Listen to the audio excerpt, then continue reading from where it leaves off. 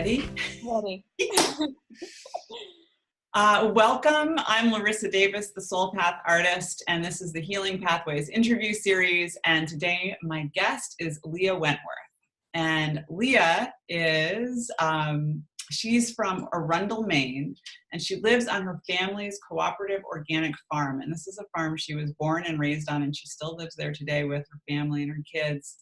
And this background taught her the importance of many things, including good food, nature, and getting your hands dirty, right? Getting down in there in the dirt and really being present in nature and working with the earth. What really struck me as fascinating, which I think will resonate with many of the people watching this video, is that Leah went through her own personal crisis, where she ended up realizing that she wasn't really connecting to her true self.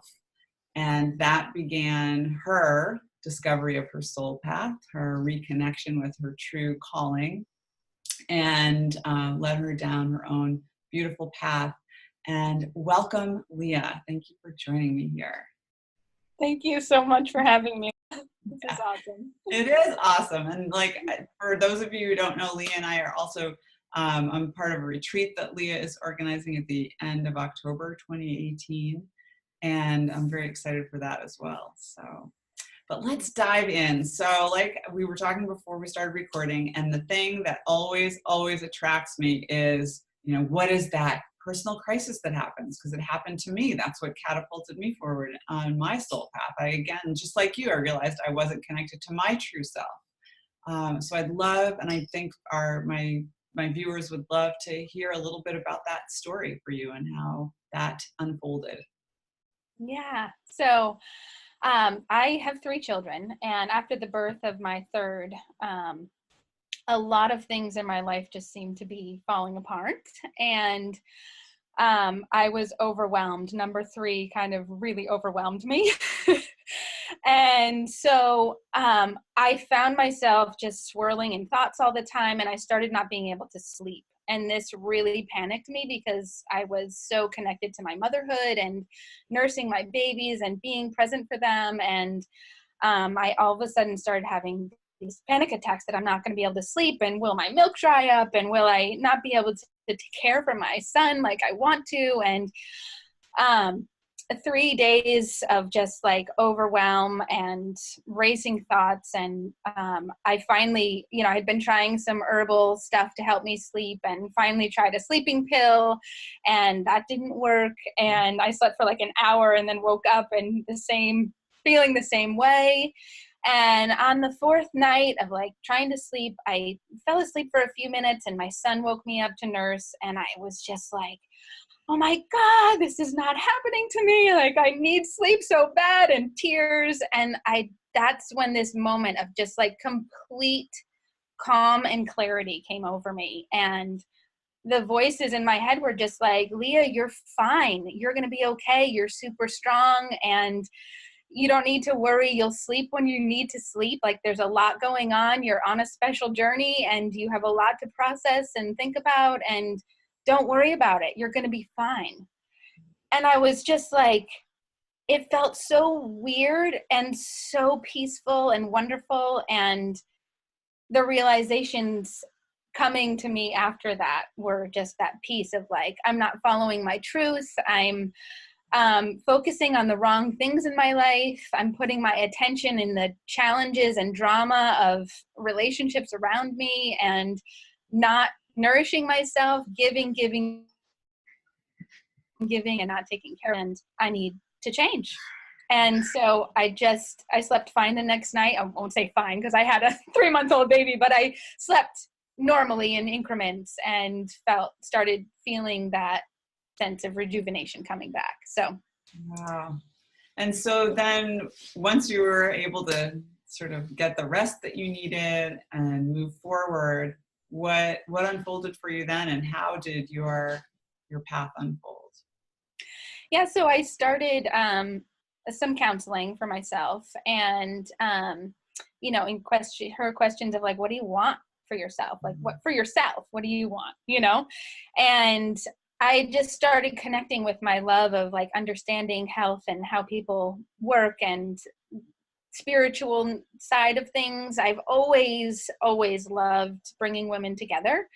And so even from a young age, I, had a strong girlfriend group and regularly planned rituals for us to do. And during all, like when someone would have a baby, I would get us all together and we'd do this ceremony to like bless this new phase of life.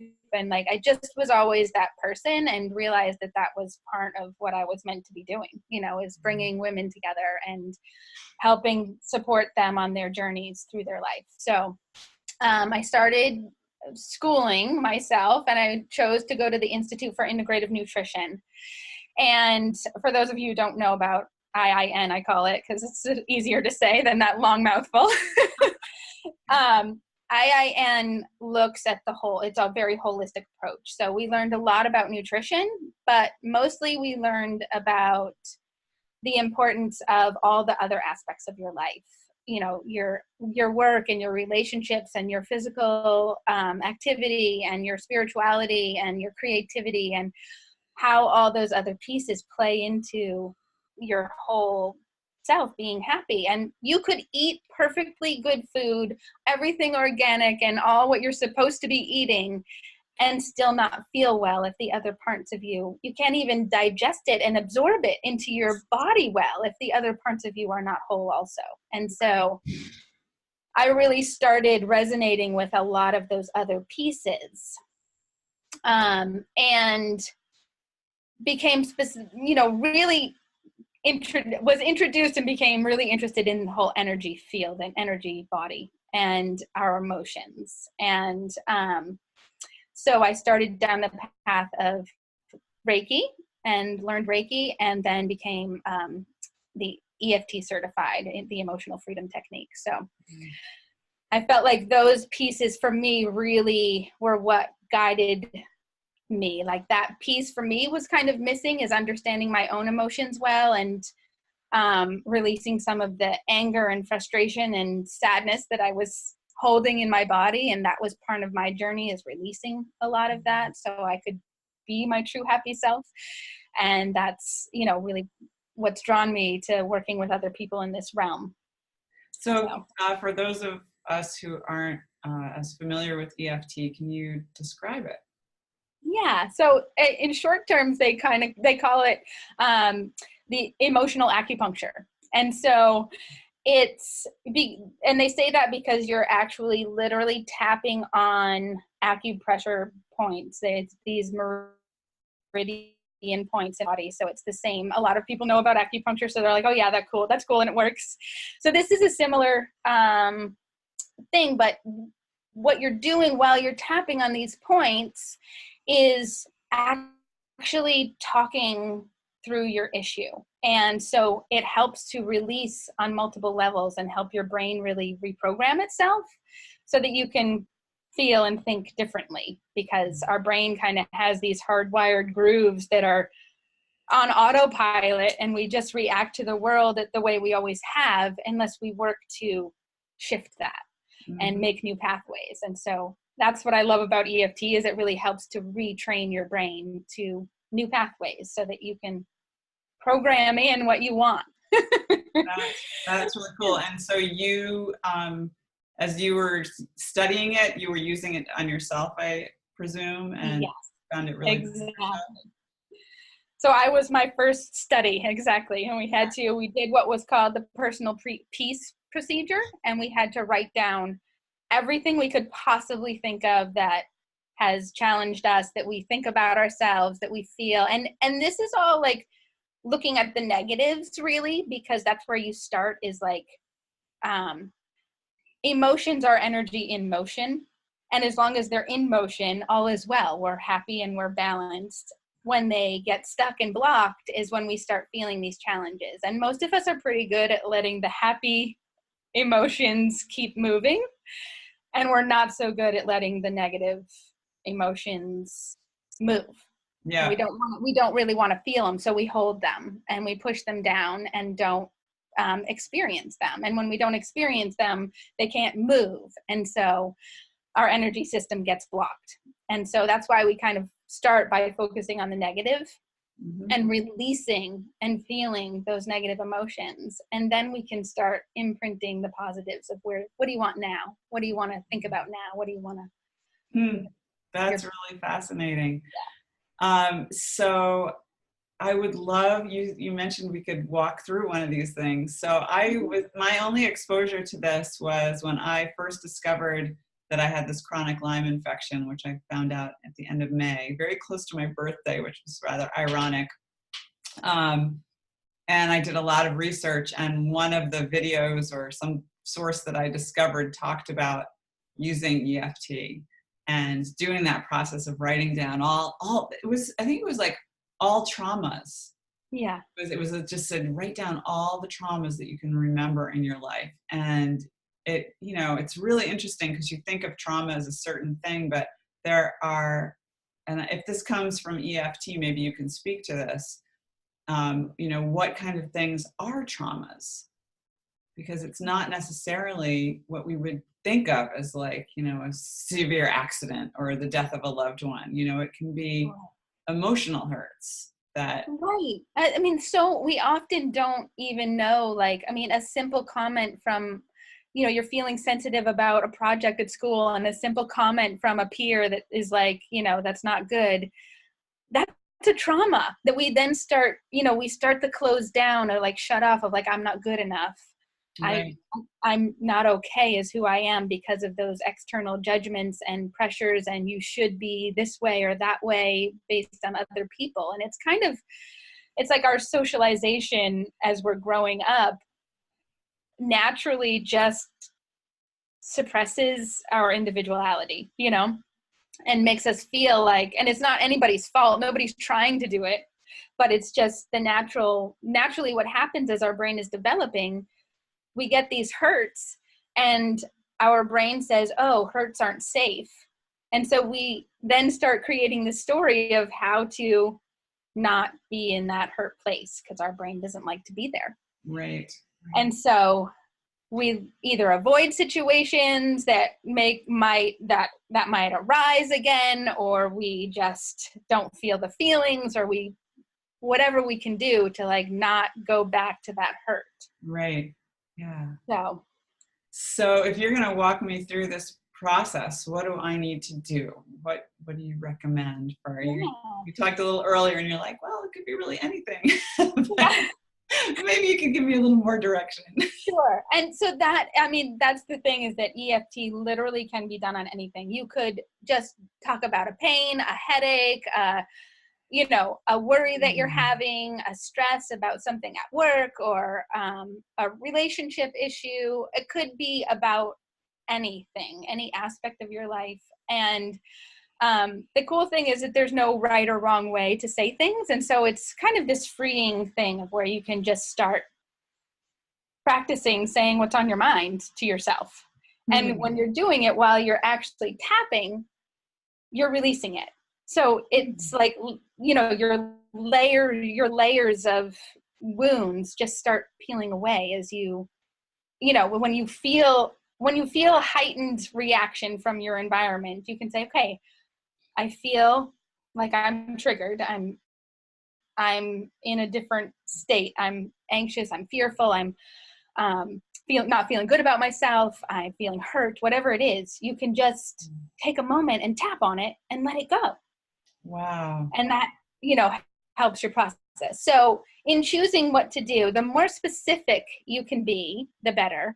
And the closer to the root of the cause, the better. But that's hard for a lot of people to kind of get there right off the bat. And so starting with an immediate thing, like if we have headaches often, mm-hmm. we might not know what emotionally is related to our headaches, but we can start by tapping on our headaches, mm-hmm. and how it feels. And then from there, go into, oh, it feels overwhelming. Well, what are some other times in your life where you felt overwhelming? And we can start relating it to back to the trauma. So it's like this journey backwards. Yes. No, I like this. So my Lyme has mostly been under control, but there are flare-ups.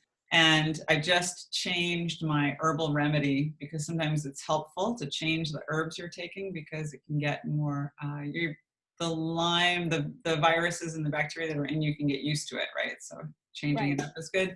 So I was at the herbalist last week and we changed it up, and instead of helping, it actually has allowed something to flare up. And the flare I feel in my joints and specifically in my hands. I find that incredibly distressing because I use my hands, as we all do, for so much. But, you know, being an artist, I'm like, oh my God, you know, what happens when all my joints become stiff and I can't ever paint again? You know, like there's all these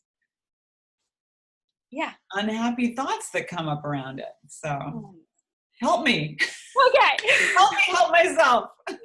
So the beginning of all EFT sessions start with what's called a setup statement. And this setup statement is really important because it's saying, and this is how it goes, it says, even though and you fill in the blank with whatever it is, even though I have this headache, even though my joints are aching, I accept and love myself.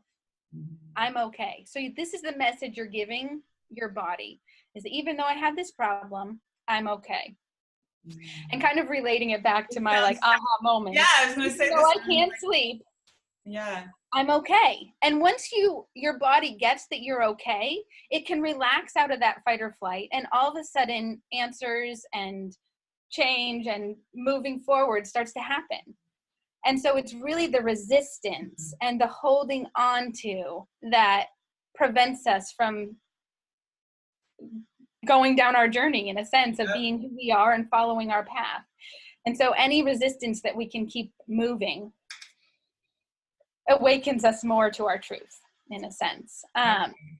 So even though my joints ache, I'm okay. Is that what you said? Or you can really fill it in with any positive. I'm okay. I accept and love myself is the one I use most often. Yeah. But you can say whatever resonates with you. So, okay. I accept and love myself. Got it. So we would do the setup statement 3 times. And I always do it when we're working in a session where I say the words and you repeat after me. And then as we go around to all the points, you could either repeat that initial part, setup statement, my joints are so achy, and you could just repeat that, or you can bring in other related aspects to this issue. And so I would bring in, just from what your simple just told me, I would bring in your fear of, losing your ability to do your art, and what that might look like, and how that's your self-expression, and kind of like helping to paint a bigger picture around what this means to you, the pain in your joints means to you on the negative side. And so usually what I do is a few rounds, and then we'll take a deep breath and stop and pause. And then we'll just talk over kind of what came up for you, what resonated with you, what felt really true, what felt like, that's not, that's not really me. And that's the other piece, is like, when I say something, if it resonates with you, repeat it. If it doesn't resonate with you, you can either repeat it, it's not going to hurt, or you can change the words slightly to make it feel more authentic and feel more true to you. Very cool. So feel free to not have to say exactly what I say if something else is coming to you. So you can kind of use your own discretion there as far as what feels right. But it won't hurt you to say something doesn't feel really true for you. And what it can do is kind of lead you to what is really true for you. And it kind of is another way to get at, sometimes I just throw in wacky things just to see if that I didn't even realize that, or that didn't resonate with me, but it made me think about this other thing that did resonate with me that That's we great. hadn't discovered yet.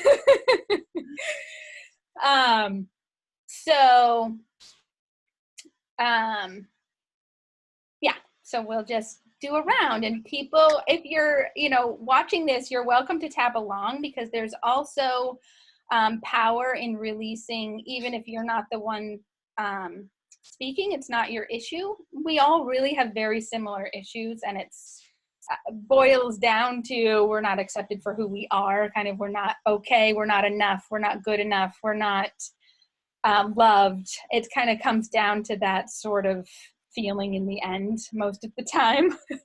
And so tapping along helps everyone. If I release, it helps everyone in the world release a little bit. So tap along if you're watching this.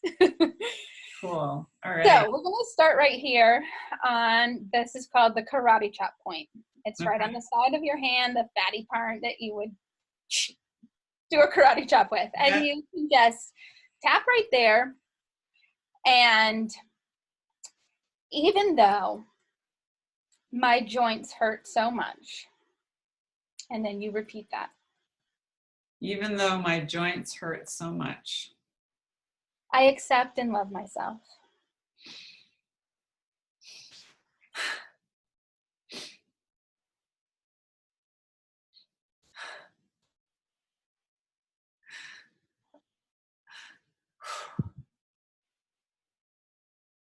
who knew this would be such a trigger?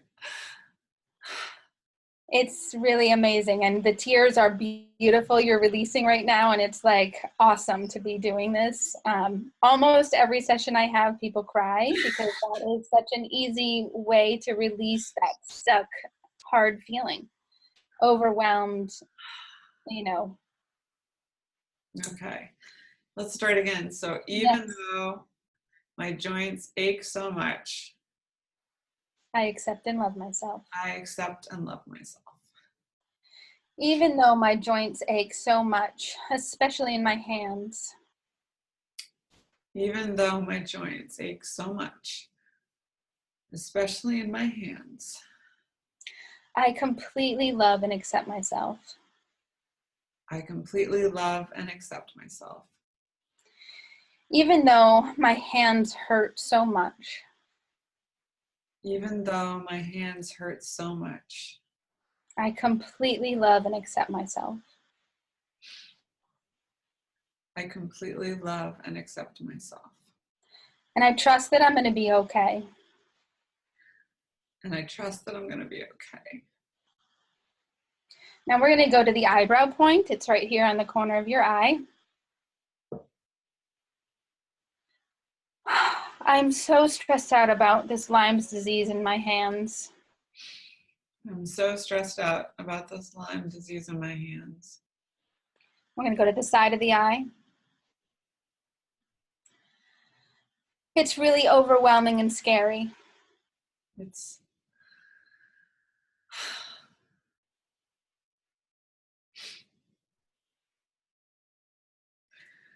really overwhelming and scary. And we're going to go under the eye. I'm so worried I'm going to lose my ability to do my art. I'm so worried I'll lose my ability to do my art. I need my hands under the nose. I need my hands. It's how I express myself. It's how I express myself. On the chin. What if I lose my hands? What if I lose my hands? What if they're just too painful to use? What if they're too painful to use? On the chest.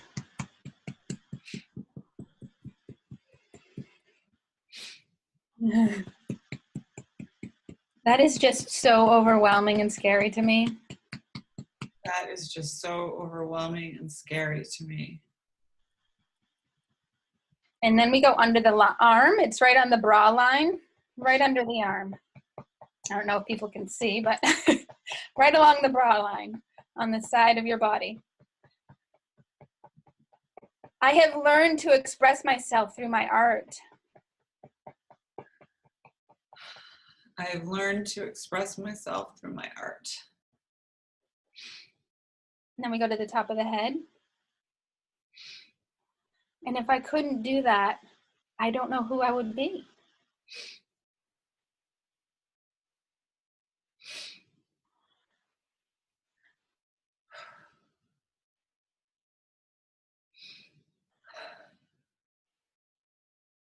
And if I couldn't do that, I don't know who I would be.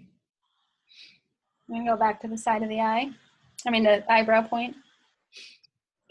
I have all this fear around my Lyme's disease. I have all this fear around my Lyme disease. I'm having a hard time on the side of the eye. I'm having a hard time knowing what to do. I'm having a hard time knowing what to do. Under the eye. It's hard to trust that my body can heal from this. It's hard to trust that my body can heal from this. Because it's such a big deal. Because it's such a big deal. I can't lose my hands under the nose. I can't lose my hands. On the chin. That would just be devastating. That would just be devastating. On the chest. So I'm holding all this fear. So I'm holding all this fear. And this worry. And this worry. On the side. Around healing. Around healing. Part of me trusts that of course I'll heal. Part of me trusts that of course I will heal. On top of the head. But part of me is worried that I won't. But part of me is worried that I won't. And then what will I be? And then what will I be? That is so scary. That is so scary. On the side of the eye, on the eyebrow point, I feel overwhelmed. I feel overwhelmed. I feel scared on the side of the eye. I feel scared. Under the eye. This pain in my hands is overwhelming. This pain in my hands is overwhelming. Under the nose. And it brings up past fears. And it brings up past fears. On the chin. I don't want to go back to the old me. I don't want to go back to the old me. But without my art, I feel like I'd be right back there. But without my art, I feel like I'd be right back there. On the side under your arm. I know I've grown in so many ways. I know I've grown in so many ways. But I need my art. But I need my art. On top of the head. I'm ready to let go and allow this Lyme's disease to heal. I'm ready to let go and allow this Lyme disease to heal. Let's just take a deep breath. And you can stop tapping. Wow. That's amazing. How do you feel now? Is there any difference in your body or thoughts or things what it bring up for you? Or? Well, I had no idea how much I was holding on to. Yeah. I really thought this will be a safe thing to talk about or to work on. I won't get too emotional. Oh my gosh. Well, yeah. And I'm glad I did, because obviously it was a good thing to allow some release and healing on. Yeah. I feel like energy is moved. I do feel that there's been a release. And, some of the things you said, I felt like, oh, I don't really feel that badly about it, but then there were other things that were just like, oh my God, yes. Yeah. It really hit, it was like. Do you remember a few of those? Huh? Do you remember a few of those that really hit the truth? Oh, I might have to go back to the recording. Yeah, that's okay. Yeah. You're in a altered space, but. Yeah. Like some of the real despair about, wow, this is really interesting though. When you said losing my hands, I realized that in January I did a painting that was inspired by a painting process that I learned from this woman I studied with, Whitney Freya. And she'd asked me to do a video of it so that she could use that as a demonstration. She had some of her students do that. And some of my viewers have already seen this video and know this story, but I had a dream when I was in the process of painting it. And in the dream, and this was like a redo of something. So we did it when I went through the program. And then when I was all done the program, we said, hey, could you do another one of these? And the first time I'd done it, I had a series of like 3 or 4 dreams, all featuring my mother. And she was giving me information, and everything that I learned or got from her in the dreams went into the painting. And I had a dream when I did it the second time, and my mother again was in the dream, but in this dream she had passed away, and I was preparing her body for burial by washing it, but I only had her hands. Her hands had been like cleanly severed from her body. That's what came to mind, which I think really is interesting, because I think with that, what I teach about is working with the symbols that our soul is giving us, because it's, it's all comes to us very symbolically. Yeah. And what I have come to understand is that those symbols and their meanings unfold over time. Right. So I had a lot of immediate ahas and associations with that imagery and that symbolism when I was doing the painting. And now I have yet more. Yeah. Powerful. Yeah. Powerful. Yeah. So thank you. So your work is incredibly intuitive. Yeah. It's an interesting process, because I just say whatever comes to my mind from just knowing a little bit about people. Yeah. Somehow together we uncover what part of the story, Amazing. So yeah, that's given me some more fuel, I guess. Maybe there's I started doing some painting. So this joint in particular has gotten very stiff, and it happened like so fast. As soon as the Lyme flared up, which was back at the end of April, this joint just like locked up. It doesn't move very much. And that freaked me out, like, oh my God, is this going to happen to every one of my joints? And so there a lot of what you said probably resonated more with me than I even was able to access right now and release. Yeah. So I may have to listen to this again and do it over and over again. Thank you so much. So I've done some painting with my hands, but I think I'll have to do some more. Literally painting, like tracing my hands and doing something. Yeah, that would be so cool. Yeah. Help the process unfold. Wow. So Leah, do you work with people remotely? Yeah, I could. I have done a few sessions with people, yeah. But it works. Yes, and that's part of where I'm thinking of going, because I've recently had a person contact me who lives in Massachusetts and just resonated with my, what I'm doing and I was like, well, we could do it over the phone. So, or over, we could do it. Yes. Chat. So. Yeah. So, people who are watching, I'm sure I've popped in after I edit this video. I'll be popping your URL in different places. So even if you're not in Southern Maine, reach out to Leah. You can tell she's got this vibrant energy that is infectious. So if she's resonating with you and this process resonates with you, I encourage you to follow up. This was incredibly powerful, really beautiful. Thank you for being open and allowing it to happen.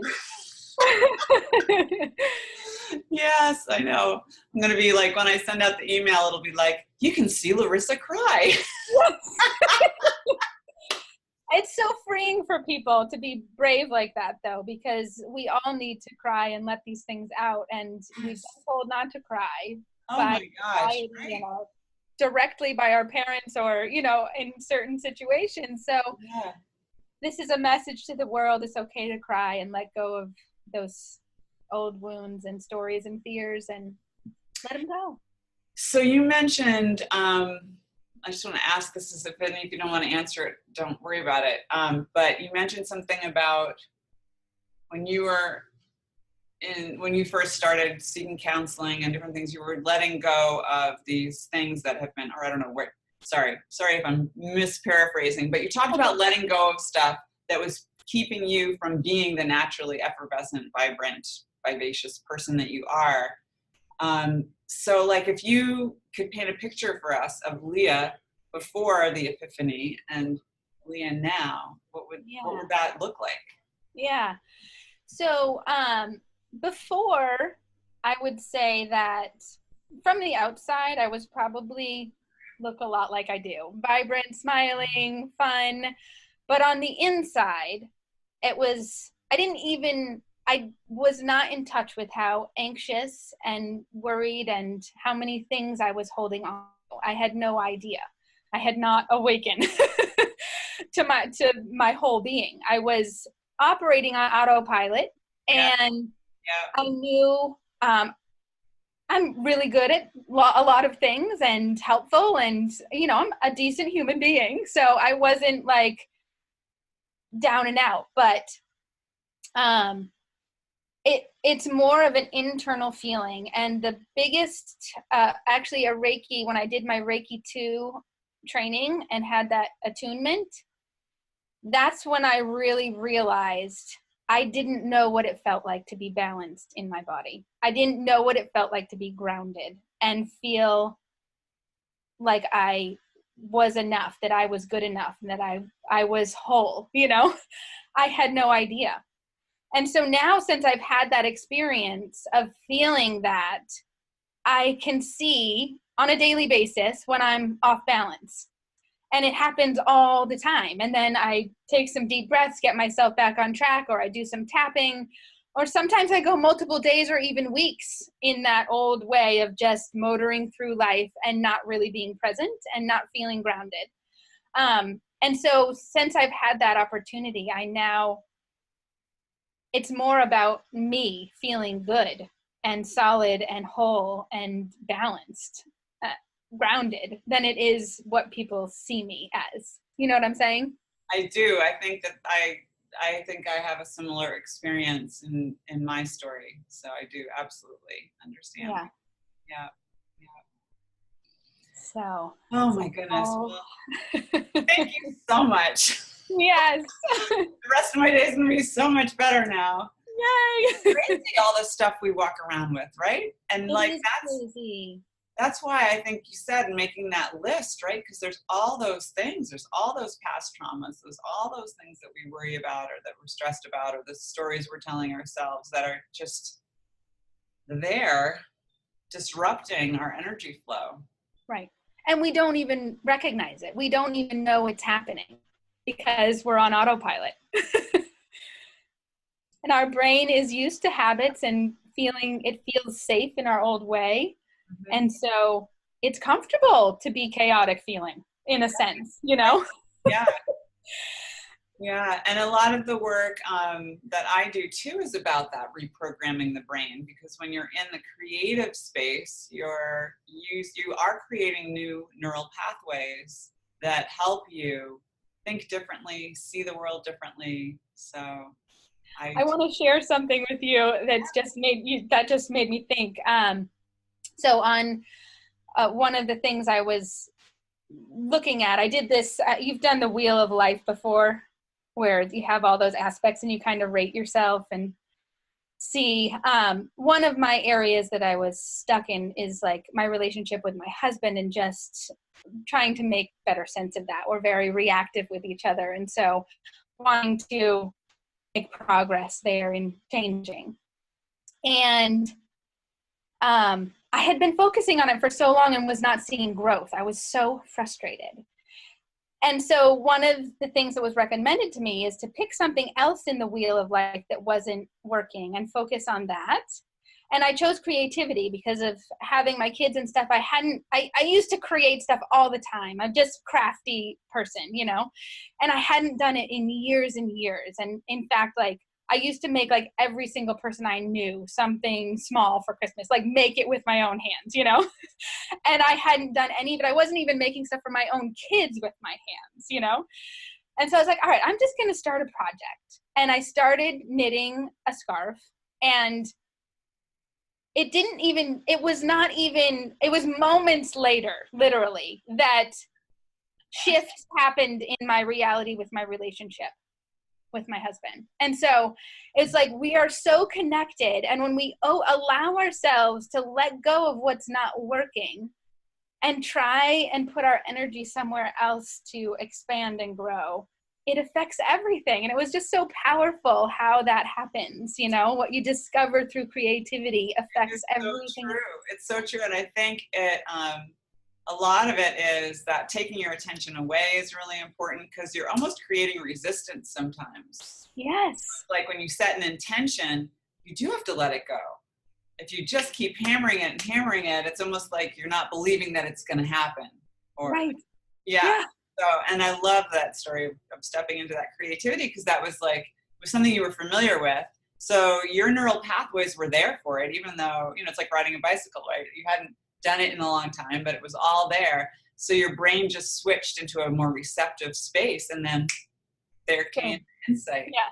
Yeah, I was just watching a TED Talk. A woman was talking about the way our culture is now, and how we are, like our kids especially, are so much on media all the time. Like they're never not consuming, they're never not watching, they're never not outputting communication. They're never at rest. They're never allowing that space for rest. So, and it's essential. That space for rest is when the epiphanies come. Even Albert Einstein said it, that he had to walk away from things that he was working so hard to figure out before he would figure it out. Right. Yeah. Beautiful. Cool. Yay. All right, Leah, thank you so much. I'm so looking forward to our retreat together. Yes. And I can't wait. I know, it's going to be amazing. Just amazing. So I may actually send this video out this weekend. I usually don't send them out until Thursdays, but because I'd like people to, see you and know you, and if they're considering coming to this really fabulous retreat. Yes, we have a few more spots, so yay. Okay, a couple more lucky people. That's right. All right, thank you so much. I'm going to now stop recording.